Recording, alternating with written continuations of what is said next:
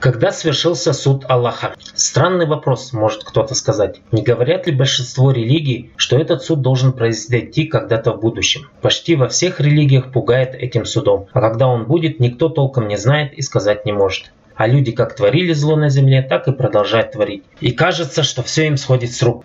Давайте рассмотрим, что такое вообще суд и судебное разбирательство. С юридической точки зрения, практически любое судебное разбирательство на земле состоит из нескольких частей.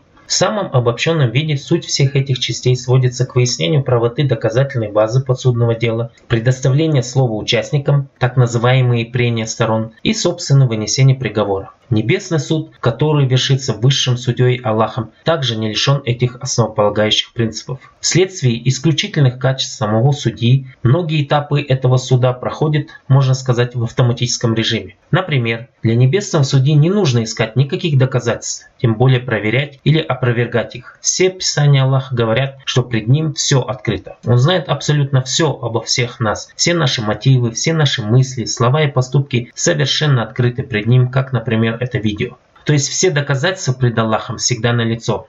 Насчет так называемых прений сторон, пред Аллахом такого тоже не будет. Почему? Написано в слове Аллаха, что закрываются все уста и весь мир становится виновным пред Аллахом. Имеется в виду, что никто никоим образом не сможет сказать что-то против Аллаха или опротестовать решение самого Творца Вселенной на его суде. Дело в том, что суд Аллаха заключается в определении, насколько наша праведность удовлетворяет его высочайшим стандартам. И то, что наша праведность близко не соответствует стандартам праведности Аллаха, он уже давно нам открыл через своих пророков. Например, пророк Ишаях более 2700 лет назад говорил, что наша праведность испачкана нашими грехами и никоим образом не может сравниться с праведностью и святостью Всевышнего Аллаха. А ведь разве не в этом заключается сущность любого судебного разбирательства? Действия подсудного сравниваются с законом и проверяются, насколько они соответствуют или не соответствуют статьям закона. А тут мы имеем дело со стандартом или законом самого Всевышнего, который он сам создал, исходя из требований своей праведности. Так что на суде у Аллаха необходимость прения сторон начисто отпадает. Остается последняя часть – вынесение приговора. И тут слово Аллаха открывает нам очень отрезвляющую новость. Знаете ли вы, что высший приговор над нами уже вынесен? Это осуждающий приговор. Именно так всем людям на земле безоговорочно вынесен осуждающий приговор. Как и когда, спросит кто-либо. Об этом миру поведал Наби Иса, и это записано в книге Инжил. Суд заключается в том, что в мир пришел свет, но люди полюбили тьму больше, чем свет, потому что их дела были злы. Ведь каждый, кто делает зло, ненавидит свет и не идет к свету, чтобы не обнаружились его дела. Этот аят Инжила ясно говорит о сущности суда Всевышнего. Суд совершается над теми, кто, зная о существовании света, сознательно выбирает тьму. О каком свете и тьме здесь идет речь? Этот аят ясно говорит, что когда люди творят злые дела, они живут во тьме. А что со светом? Посмотрим другой аят Инжила, который проясняет этот вопрос. Был истинный свет, который просвещает каждого человека, приходящего в мир. Он был в мире, который через него был создан, но мир не узнал его. Слово стало человеком и жило среди нас. Здесь говорится, что светом, пришедшим на землю, была личность, которая также названа словом Аллаха. Как Коран Карим, так и предыдущие писания говорят, что на земле была только одна личность, получившая титул слова Аллаха, калиматуху Аллах. О ком идет речь? О Наби, то есть пророк Иса. Таким образом, светом, который приходил в мир, был этот самый Наби, пророк Иса, которого Коран Карим также называет Расул Аллах, посланец Аллаха. И слово Аллаха говорит, что те, кто отвергают этот свет, то есть отвергают Наби Иса, тем самым обрекают себя на осуждение, которое над нами уже свершается. Вот как Инжил говорит об этом. Всевышний послал Сына в мир не за тем, чтобы осудить мир, но чтобы спасти мир через него. Верующий в него не будет судим. Кто же не верит, тот уже осужден, потому что он не поверил в единственного Сына Всевышнего. О том, почему Инжил называет Наби Иса Сыном Всевышнего, смотрите в другом видео. Из вышеприведенного аята Инжила видно, что Всевышний Аллах принял следующее решение, что его суд уже совершается над теми, кто не поверил в Наби Иса. Почему так? потому что слово Аллаха говорит, что Он совершил суд над грехами людей посредством Наби Иса. Как, спросит кто-то? Слово Аллаха говорит, что Аллах осудил грех всех людей в личности Наби Иса, когда Он сделал Наби Иса грехом за нас и осуществил наказание за грех через умерщвление Наби Иса. Вот как Инжил говорит об этом. Не знавшего греха Иса Масиха Всевышний сделал за нас грехом, чтобы в единении с Ним мы стали праведными пред Всевышним Аллахом. Вот как Коран Карим подтверждает это в суре Аль-Имран.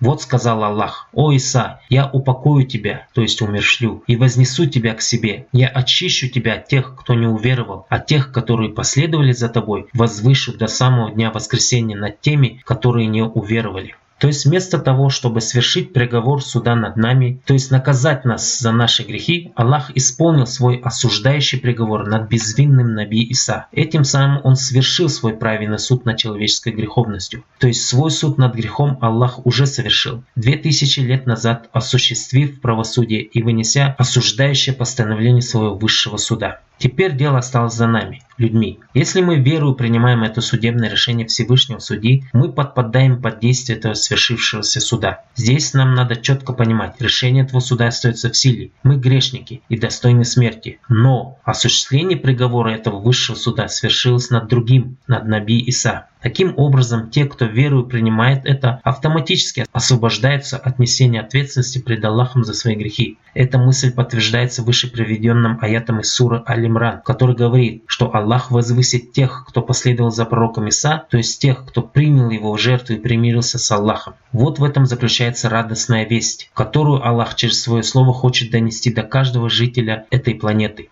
А что с теми, кто не принимает эту радостную весть, то есть не принимает веру и приговор суда, осуществленный Аллахом 2000 лет назад над Расул Иса за наши грехи? Они автоматически подпадают под страшное осуждающее действие этого высшего суда, которое до такой степени суровое, что заставило Аллаха не пожалеть и пожертвовать своим пророком для исполнения постановлений своего высшего суда. Для глубины понимания степени этой жертвы книга Инжил именно в этих аятах называет Наби Иса сыном Всевышнего.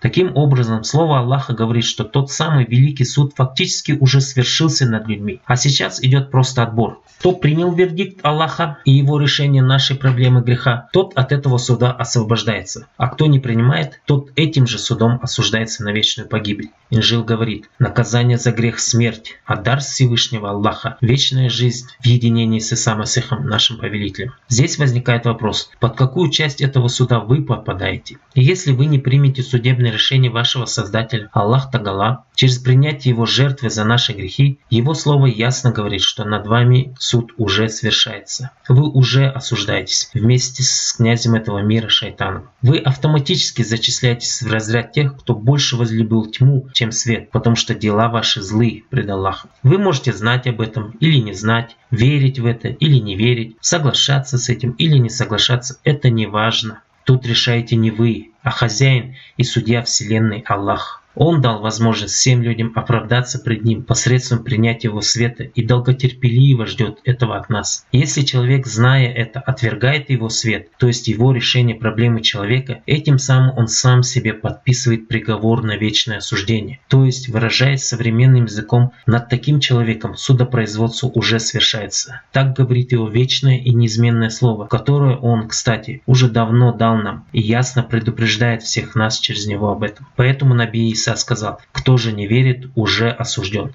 Если вы не поверите в это значит, что ваше имя уже никогда не будет записано в Его книге жизни, а это значит, что у вас не будет никакой надежды во время финальной части судопроизводства Аллаха, в последнем суде, потому что над вами этот суд уже совершается на земле. Там будет просто констатация факта. Уважаемый слушатель, очень надеюсь, что вы не из этого числа. Зачем вам погибать, даже не подозревая об этом? Не лучше ли примириться сейчас с Аллахом, пока есть еще время? Сколько вам еще отпущено на этой земле? Вы знаете об этом? Поэтому в слове Аллаха написано: сам Аллах пока еще предлагает вам избежать исполнения своего приговора над вами. Не тяните с этим, вы не знаете вашего конца.